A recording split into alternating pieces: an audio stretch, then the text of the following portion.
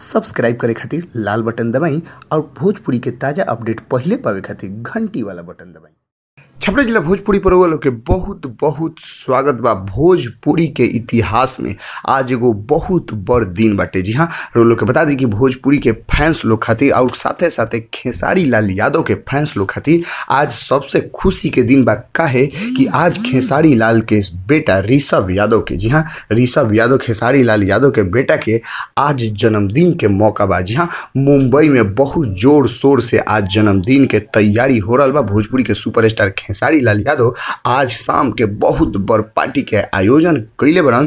तो हमनी के छपरा जिला भोजपुरी पूरा टीम के तरफ से आज उनकर बेटा के बहुत बहुत जन्मदिन के बधाई देतनी। सर रउआ लोग भी बधाई दे सकतनी। कैसे बधाई देतनी? रउआ लोग ई जो न्यूज देखावल जा रहल बा, चलावल जा रहल बा, रउआ लोग देख सकतनी। ऋषभ यादव के जन्मदिन के बारे में जो खबर हमनी के प्रकाशित देखाओ तनी सन, ओकरा के रउआ लोग ज्यादा से ज्यादा लाइक करी, कमेंट करी और जन्मदिन के शुभकामना दी खेसारी लाल यादव के बेटा ऋषभ यादव के। जी हाँ, उनकर लंबा उम्र के कामना करी। काहे कि भोजपुरी इंडस्ट्री बरकरार रही तो हमनियों के साथे साथे खुशी के मौका आवत रही।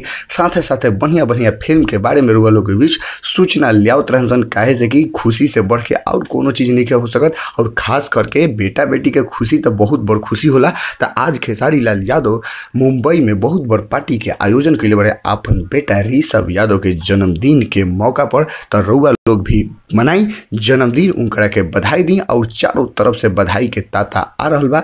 बस लाइक करी और कमेंट में लिखी happy birthday to you Rishabh और दे डाली हमनी के कमेंट और बधाई देते रही खेसारी लाल यादव के बेटा ऋषभ यादव के। जी हाँ, भोजपुरी के ताजा खबर लोग के बीच ऐसे लिया तरफ से बस लाल बटन दबा के सब्सक्राइब करिए और घंटी वाला बटन दबा के सबसे तेज अपडेट पाई। धन्यवाद।